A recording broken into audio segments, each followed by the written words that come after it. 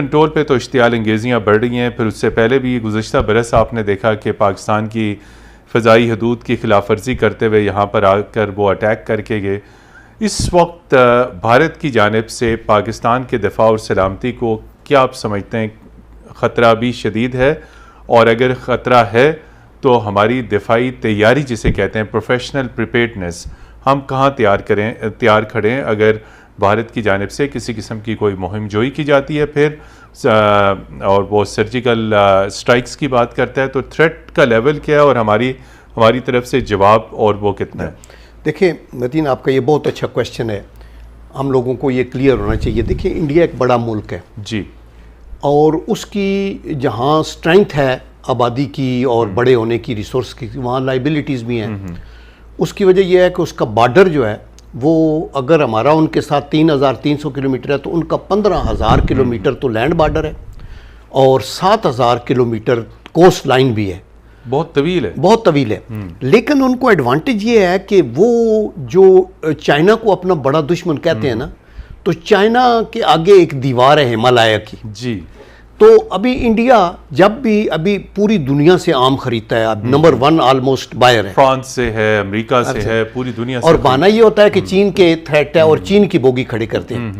تو میں نے کئی دفعہ کہا ہے کہ دیکھیں چین تو ہمالیہ سے کورڈ ہے، تو کیا یہ میکنائزڈ فارمیشن آپ ہمالیہ میں یوز کریں گے یا ناممکن ہے بالکل، یا بنگلہ دیش کے دریاؤں میں چلیں گی، یا یہ ساری پاکستان کی اور ان کی ٹوٹل ڈپلائمنٹ کی اورینٹیشن بھی ہماری طرف ہے۔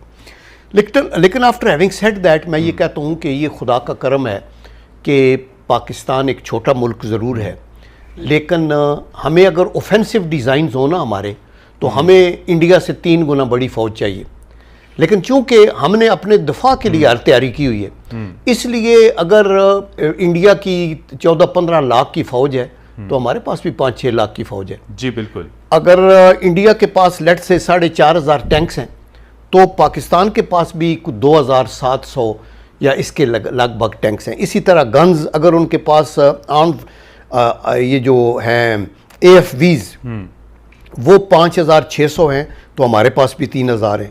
آرٹلری کے پیسز اگر 5000 ان کے پاس ہیں تو ہمارے پاس بھی 3700 ہیں۔ سو دیر فور ہم اللہ کے کرم سے ویل ایکوپڈ ہیں فار آور ڈیفینس۔ جی، ہماری نیوی کے اندر بھی آبویسلی ان کا مقابلہ نہیں کر سکتے چونکہ ان کے پاس تو 2 ایئر کرافٹ کیریئرز ہیں اور ان کا بڑا لمبا بارڈر ہے، لیکن ان کی کنسنٹریشن ہماری طرف، اور اسپیشلی ابھی سی پیک کی وجہ سے ہماری جو رسپانسبلٹی ہے وہ 1100 کلومیٹر ہماری جو کوسٹ لائن ہے اس کی اور زیادہ ایکسپینڈڈ ہے، جس پہ ہمیں اپنا اس کو کرنا پڑے گا۔ اسی طرح جو ایئر فورس ہے وہ اگر ان کے پاس کوئی 2200 جہاز ہیں تو ہمارے پاس 1143 ہیں۔ ابھی وہ اور ماڈرنائز کرنا چاہتے ہیں۔ پاکستان کو بھی اس تھریٹ کو، ہم بالکل انٹرسٹڈ نہیں تھے کہ آرمز ریس میں جائیں، ہم بالکل انٹرسٹڈ نہیں تھے کہ ہم نیوکلیئر کیپیبلٹی حاصل کریں، میزائل کریں، یہ سب کچھ جو ہے مجبوراً کرنا پڑا ہمیں اپنے دفاع اور سلامتی کے لیے، کہ جو ہی بھارت جو ایکشن لیتا تھا جواباً پاکستان کو وہ چیز کرنی پڑتی تھی۔ یہی ہوا، پہلے ہندوستان نے ایٹمی تجربے کیے اور پاکستان نے بعد میں کیے۔ جی، اور ہم نے انڈیا کو یہ آفر بھی کیا تھا کہ ساؤتھ ایشیا جو ہے اس کو نیوکلیئر فری زون بنا سکتے ہیں، لیکن انہوں نے یہ بھی نہیں ایکسیپٹ کیا، اور ان کے اندر ایک کیڑا ہے، اور میں یہ سمجھتا ہوں کہ ان کو اٹس اے کمپلیکسڈ لیڈرشپ وہاں، جس کو ایک احساس کم تری ہے۔ ورنہ انڈیا اور پاکستان 2 مختلف ملک ہیں، آزادی کے ساتھ رہیں، UN کے چارٹر کے مطابق ہم بارہا آپ کو پیس ٹاکس کی آفر دیتے ہیں، آپ جنگ کی بات کرتے ہیں، اور یہ Modi is on record to have said, جب ڈھاکہ گیا تو اس نے یہ کہا کہ یہ بنگلہ دیشیوں کی آزادی میں ہمارا خون شامل ہے۔ ہمیں تو کوئی شک نہیں تھا کہ مفتی بانی جو تھے وہ ایکچولی را کے ایجنٹ تھے، وہاں کے سارے لوگ تھے، بہت ساری چیزیں انہوں نے مان لی 1971 کی۔ اور ابھی افغانستان یہ بلوچستان والوں کو وہاں سے بیٹھ کے کہا کہ وہ ہم کرتے ہیں، اور پھر اگلے دن کہا، جس کا پرائم منسٹر نے بھی ذکر کیا، کہ یہ کہتے 10 دن کے اندر ہم پاکستان جو ہے اس کو ختم کر دیں گے۔ تو مطلب ہے ان کو یہ زبان سٹیٹس مین نہیں یوز کرتے۔ وہ جو سٹیٹس مین ہوتے ہیں نا وہ بڑے فار ریٹنگ، وہ کہتے ہیں نا کہ دے ٹاک لیس اینڈ سے مور۔ بالکل اسی نقطے کو آگے بڑھائیں گے۔ آپ نے کہا کہ 1947 میں پاکستان کے پاس دفاعی پیداوار کے حوالے سے ایک بھی فیکٹری نہیں تھی۔ آپ جو ہے وہ ڈیفنس پروڈکشن کے اوپر آپ کی گہری نظر ہے. پاکستان آرڈیننس فیکٹریز کے چیئرمین بھی رہے. اس وقت پاکستان کی دفاعی پیداوار کی صلاحیت اور استعداد دونوں چیزیں بتائیے گا, وہ کہاں کھڑی ہے؟ ہماری ڈیفنس پروڈکشن کا سیکٹر کہاں کھڑا ہے؟ دیکھیں اللہ کا یہ بڑا کرم ہے. پہلی ہماری پریارٹی تو یہ تھی کہ ہم ملک کے اندر وہ چیزیں بنائیں جو ہماری فوج کی ضرورت ہے. جی, پاکستان آرمی کی جو ضرورت ہے, جو 6 لاکھ کی فوج ہے, تو ایئر فورس بھی ہے, نیوی بھی ہے, تو ہم جب باہر سے چیزیں منگائیں گے تو ہمیں فارن ایکسچینج دینا پڑے گا.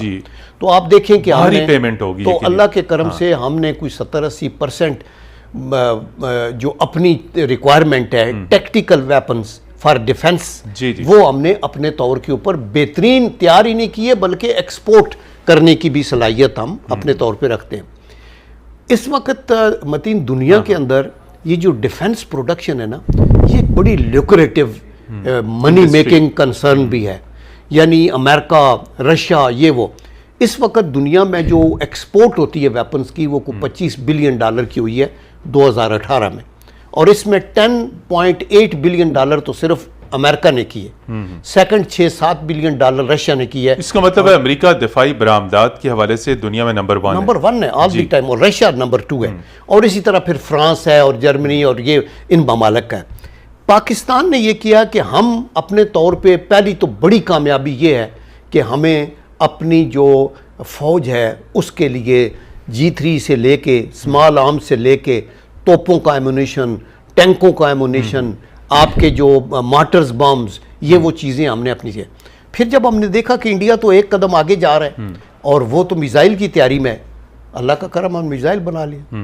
پھر خدا کا کرم ہے جب انہوں نے آپ نے دیکھا ہمارا ڈیٹنس بن گیا 74 میں وہ دھماکے کیے, اور ساتھ ہی ان کی زبان بدل گئی کہ ابھی ہم ان کو سبق سکھائیں گے.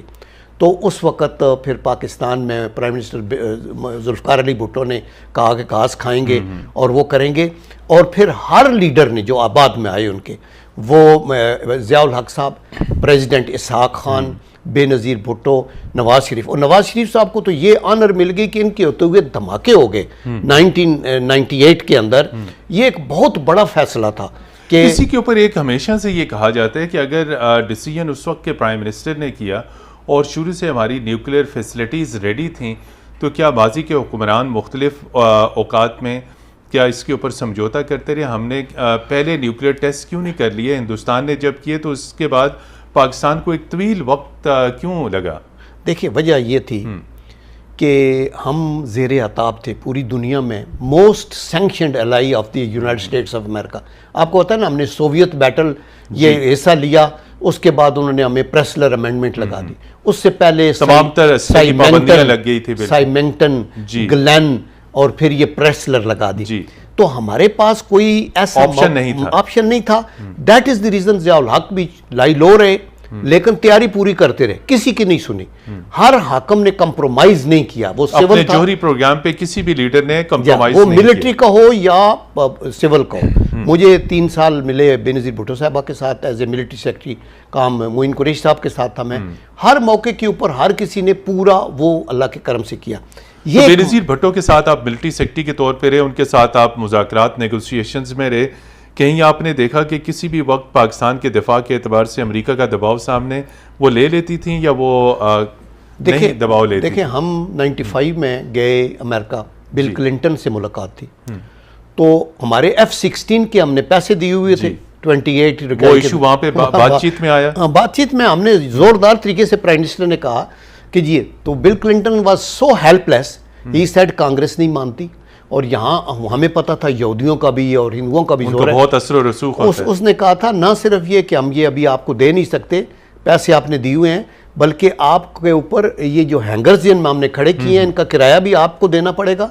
اور تو یہ بڑا ہیوملیٹنگ تھا. بعد میں اللہ کا کرم ہے, اسحاق ڈار صاحب اور یہ میاں نواز شریف صاحب جب گئے دوبارہ تو انہوں نے زوردار طریقے سے یہ بات کرا کے تو وہ ریلیز ہو گئے.